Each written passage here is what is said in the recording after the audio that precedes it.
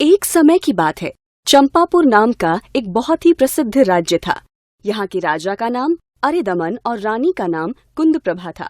रानी कुंदप्रभा कुंद पुष्प के समान लावण्यमयी, गुण और शील में अद्वितीय थी। रानी कुंदप्रभा के अत्यंत धीर वीर, उदारवेत्ता, दीनवत्सल, धर्मप्रिय पुत्र रत्न हुआ। कितना सुंदर है हमारा पुत्र। आज से इसे श्रीपाल के नाम से जाना जाएगा।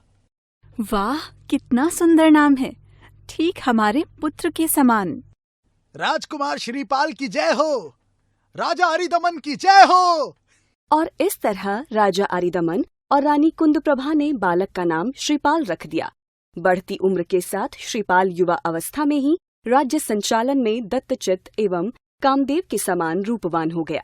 परंतु दुर्भाग्यवश कुछ वर्षों बाद श्रीपाल के साथ साथ नगर के अन्य 800 वीरों को अचानक एक साथ महाभयानक कुष्ठ रोग हो गया। ये क्या हो रहा है?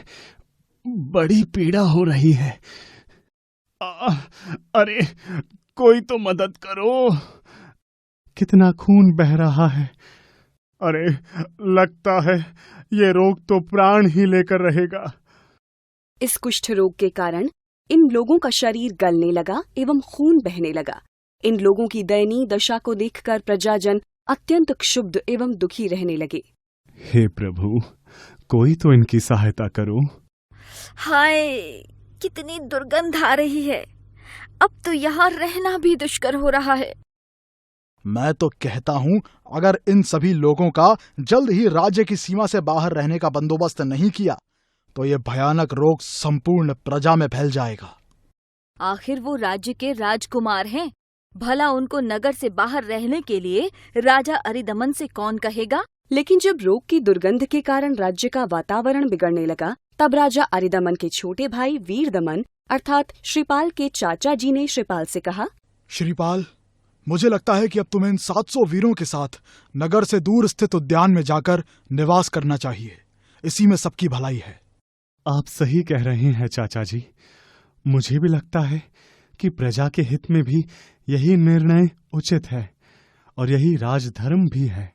इस प्रकार श्रीपाल इन 800 वीरों के साथ नगर से दूर स्थित उद्यान में जाकर निवास करने लगे। वहीं दूसरी ओर चंपापुर से कुछ दूर ही एक उज्जैनी नामक ऐश्वर्यपूर्ण नगरी थी, जिसके राजा का नाम पहुपाल था। राजा पहुपाल की अनेक रानियां थीं। उनमें से राजा की प्रिय पद्म रानी के गर्भ से सुरसुंदरी एवं मैना सुंदरी नाम की 2 पुत्रियां उत्पन्न हुई। दोनों ही पुत्रियों के सौंदर्य की चर्चा दूर दूर तक थी।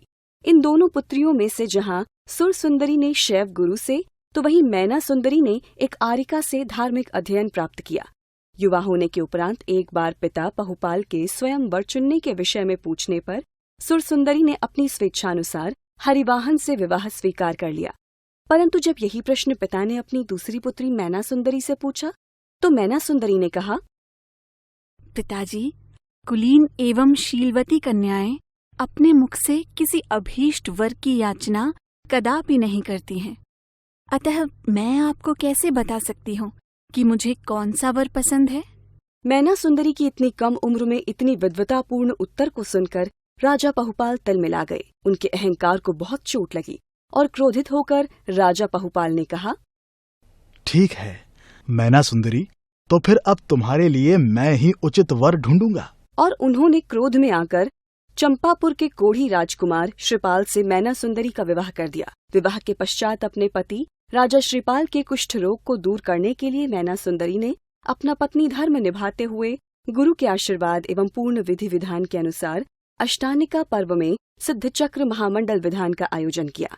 और इस दौरान प्रतिदिन भगवान का पवित्र गंधोदक श्रीपाल के शरीर पर लगाया एवं साथ ही सेवकों के द्वारा उन सभी 800 वीरों को भी प्रतिदिन पवित्र गंधोदक लगाकर प्रभु की कृपा ऐसी रही कि सिद्ध चक्र महामंडल विधान पूर्ण होते होते पवित्र गंधोदक के प्रभाव से श्रीपाल के साथ साथ सभी 800 वीरों का कुष्ठ रोग भी ठीक हो गया। मैना सुंदरी, भगवान के पवित्र गंधोदक ने तो चमत्कार ही कर दिया। मेरे सारे घाव भर गए। देखो देखो, मुझे अब पीड़ा भी नहीं हो रही। ये सब तुम्हारी मेहनत बका ही परिणाम है मैना सुंदरी, जो अब हम सभी चंपापुरी वापस जा सकते हैं। ये मेरी मेहनत का परिणाम नहीं, बल्कि सब प्रभु की कृपा है। उन्होंने हमारी पूजा को स्वीकार किया, तभी ये संभव हो पाया। चलिए स्वामी, अब हम सबको चंपापुरी की ओर प्रस्थान करना चाहिए। कुछ समय बाद श्रीपाल मैना सुंदरी के साथ चंपापुरी वापस आ गए, जहां उनका स्वागत जोर शोर से किया गया और अब मैना सुंदरी की चर्चा पूरे चंपापुर एवं उज्जैनी में होने लगी।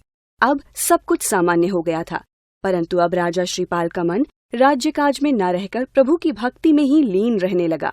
और यही भक्ति का परिणाम था कि एक दिन श्रीपाल को अपने महल के छत पर बैठे हुए आकाश में चमकती बिजली देखकर वैराग्य हो गया और उसी दिन उन्होंने संपूर्ण राजकाज छोड़कर अपना बाकी जीवन प्रभु के ध्यान में लगाने का निर्णय ले लिया। पुत्र धनपाल, अब समय आ गया है कि प्रभु भक्ति में बाकी का जीवन बिताया जाए। मैं अब तुम्हें राज्य का उत्तरदायित्व सौंप रहा हूँ। पुत्र, प्रजा के प्रति अपने दायित्वों का निर्वाह करना। जी पिताजी, जैसा आपका आदेश। इस प्रकार वे अपने पुत्र धनपाल को राज्य सौंपकर वन की ओर चले गए। उनके साथ 900 रानियां तथा माता कुंद प्रभा भी वन को प्रस्थान कर गई। श्रीपाल ने मुनीश्वर के पास जाकर जिन दीक्षा धारण कर ली, उनके साथ 800 वीरों ने भी दीक्षा ले ली। माता कुंद प्रभा एवं अन्य रानियों ने भी आरिका के व्रत ग्रहण किए। कठोर तपस्या करते हुए अल्प समय में ही घातिया कर्मों को नष्ट कर केवल ज्ञान प्राप्त किया और फिर शेष कर्मों को नष्ट कर मोक्षधाम को प्राप्त हुए।